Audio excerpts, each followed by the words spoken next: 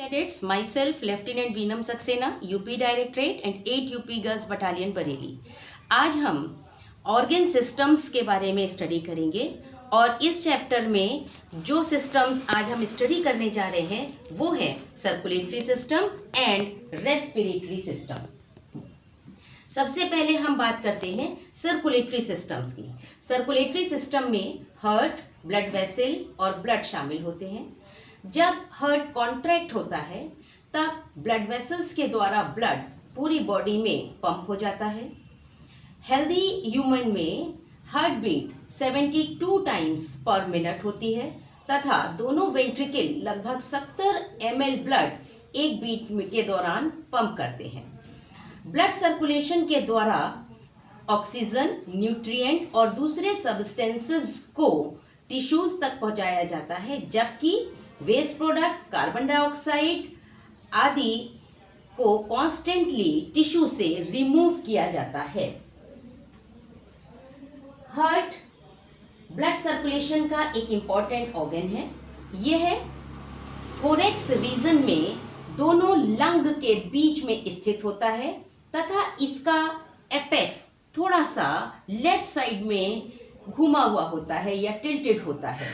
Heart का size clenched side अर्थात बंद मुट्ठी के बराबर होता है।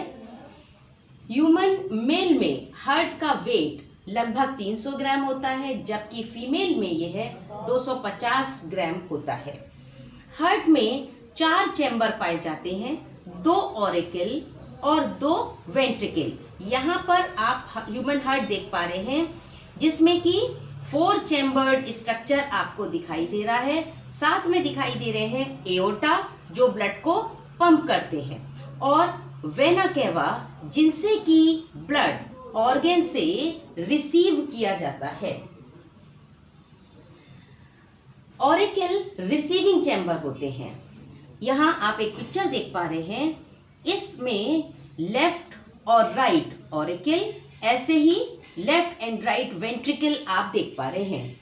लेफ्ट ऑरिकल प्योर ब्लड को लंग से रिसीव करता है। ये साइड जिसमें कि रेड आप ब्लड देख पा रहे हैं, लंग से रिसीव होने वाला प्योर ब्लड है।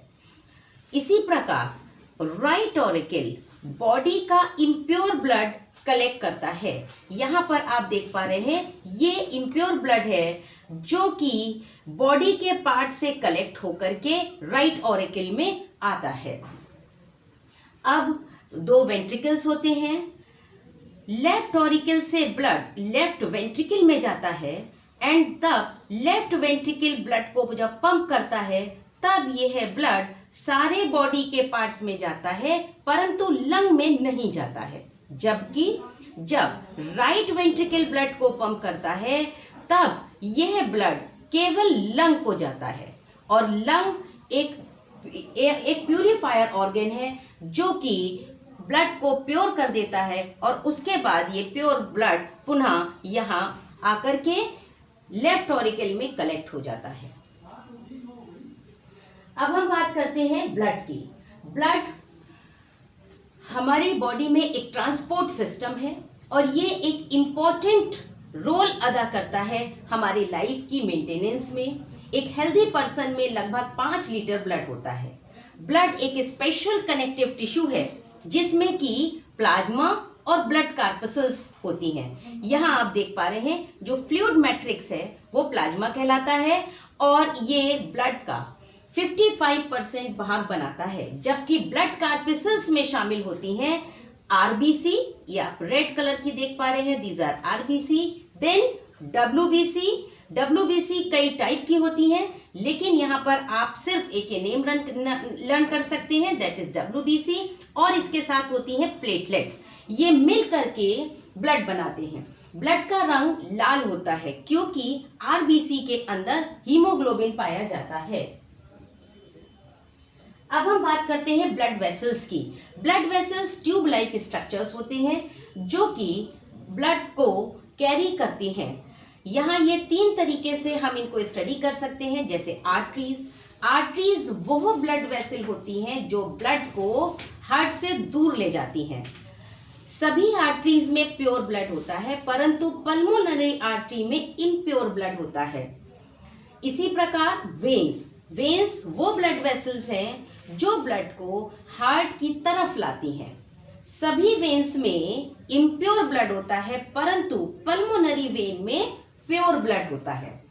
कैपिलरीज माइन्यूट ब्लड वेसल्स हैं जो कि बॉडीली टिश्यू में नेटवर्क बनाती हैं और इन्हीं कैपिलरीज के द्वारा ऑक्सीजन, न्यूट्रिएंट्स और वेस्ट पदार्थ का ब्लड और टिश्यू के बीच में एक्सचेंज होता है। यहां आप एक डायग्राम देख पा रहे हैं। ये हार्ट से आने वाले आर्टरी, ये एओर्टा की एक ब्रांच होती है। ये जब ब्रांच ऑफ और अधिक हो जाती है तब यहाँ पर ये कैपिलरीज बन जाती है। इसी प्रकार ब्रांच ऑफ ये कैपिलरीज रीयूनाइट होकर के वेन बना देती हैं और वेन ब्लड को लेकर के हार्ट में वापस चला जाता है। अब हम बात करते हैं रेस्पिरेटरी सिस्टम की। यहां आप एक पिक्चर देख पा रहे हैं।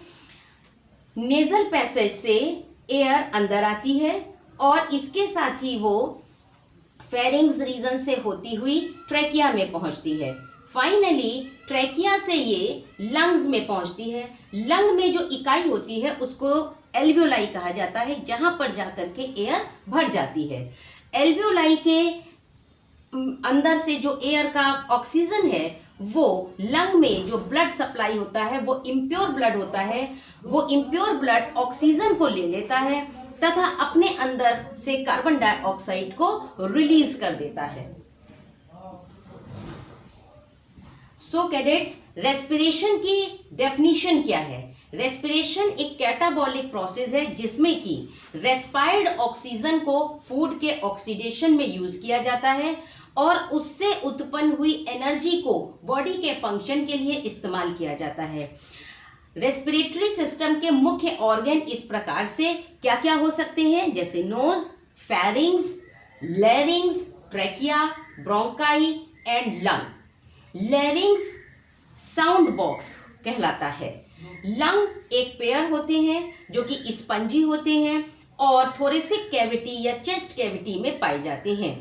लेफ्ट लंग में 2 लोब्स होते हैं, दैट इज सुपीरियर और इंफीरियर लोब, जबकि राइट लंग में 3 लोब होते हैं, सुपीरियर, मिडिल और inferior lobe. Trachea inhaled air को यानी कि अंदर आई एयर को लंग्स तक ले जाने का काम करता है। जब ट्रैकिया से एयर अंदर जाती है तब ये ट्रैकिया लंग के अंदर और अधिक ब्रांच्ड ऑफ हो जाता है, यानी बट जाता है। जब ये ट्रैकिया बढ़ता है तो इनको ब्रोंकाई बोला जाता है। इसके बाद ब्रोंकाई और अधिक जब डिवाइड होते हैं तब इनको ब्रांचेस को ब्रोंक्यूल्स कहा जाता है और फाइनली ये ब्रोंक्यूल्स छोटे छोटे सैक्स में जाकर खत्म हो जाती हैं, जिनको कि एल्वियोलाई कहते हैं। रेस्पिरेटरी सिस्टम के फंक्शन में हम 2 बातों को यहाँ स्टडी करते हैं। सबसे पहले इसके द्वारा हम ब्रीदिंग करते हैं। ब्रीदिंग का मतलब होता है कि जब हम एटमॉस्फेरिक एयर को इनहेल करके यानी कि हम अपनी बॉडी के अंदर लेते हैं, नोज पैसेज से होती हुई ये एयर लंग्स के एल्वियोलाई में जाकर भर जाती है। ये एयर ऑक्सीजन रिच होती है। उसके बाद जो एयर ऑलरेडी एल्वियोलाई में होती है वो कार्बन डाइऑक्साइड रिच होती है और वो उसी प्रोसेस से, उसी पैसेज से होती हुई नोज से होकर के बाहर चली जाती है। इस प्रोसेस को ब्रीदिंग कहा जाता है। ह्यूमन में ब्रीदिंग रेट 12 से 16 ब्रीथ पर मिनट होता है। लंग एल्वियोलाई प्राइमरी साइट्स हैं जहां पर एक्सचेंज ऑफ गैसेस होता है, यानी कि ऑक्सीजन और CO2 का ब्लड के साथ एक्सचेंज होता है। सो कैडेट्स, ये आपने पढ़ा रेस्पिरेटरी और सर्कुलेटरी सिस्टम के बारे में और इसे पढ़ करके आपको ये फिल इन द ब्लैंक्स और ये कुछ क्वेश्चंस को सॉल्व करना है। तो इस लेक्चर को ध्यान से सुनिए और इस असाइनमेंट को पूरा करिए। Thank you so much. जय हिंद।